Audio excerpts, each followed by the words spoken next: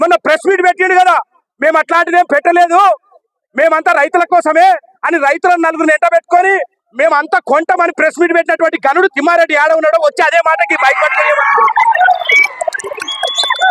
ఆయన ఇచ్చే కదా సార్. తిమ్మారెడ్డి గారు మొన్న ప్రెస్ మీట్ పెట్టినారు సార్. మేము కంపెనీల తరఫున రైతుల తరఫున మేము ఆర్గనైజర్ల తరఫున మేమే చెప్తున్నాము, రీసౌండ్ రానియక మేమే చెప్తున్నాము, అట్లాంటిది ఏం లేదు, ఎంత పండిస్తే అంత కొంటమని ప్రెస్ మీట్ పెట్టి విలేకరుల సమావేశం పెట్టి చెప్పిన తిమ్మారెడ్డి ఆడబడుకున్నాడు, ఇంటికి వస్తే అయిపోతుంది. సింపుల్ సార్, ఇప్పుడే లేస్తాం. దయచేసి మీరు ఒకసారి తిమ్మారెడ్డి చేయండి సార్, మీరు ఒక్కసారి తిమ్మారెడ్డి చేస్తే సమస్య పరిష్కారం అవుతుంది సార్. ప్లీజ్ సార్, ఒక్కసారి తిమ్మారెడ్డి గారికి చేయండి, కలెక్టర్ గారికి ఒకసారి. ముగ్గురు ఉన్నారు సార్, నాగేశ్వర రెడ్డి ఒకరున్నారు,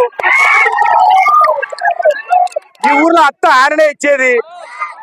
ఏ క్లాస్ వల్ల నాగేశ్వర రెడ్డిని రమ్మానండి, తిమ్మారెడ్డిని రమ్మానండి. 1000 కోట్లు సంపాదించి రైతుల మీద చెమట మీద మొన్న జైలుకు వచ్చి రాజశేఖర రెడ్డిని రమ్మానండి. ఏడమనుకున్నారు, ముగ్గురు వచ్చి చెప్తే అయ్యేపోతుంది. మేము కంపెనీల ముఖం చూడలే, కంపెనీలు ఎవడో మాకు తెలియదు, మేము చూసిందే ఆర్గనైజర్లనే. వాళ్ళు రమ్మానండి సార్, ఇప్పుడే లేస్తాము, వాళ్ళని రమ్మానండి.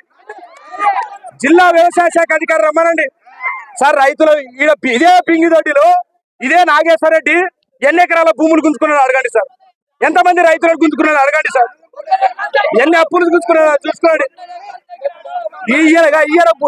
ఈయన భూమి గుంజుకున్నాడు, వెనక ఉన్న ఈయన రవి భూమి గుంజుకున్నారు.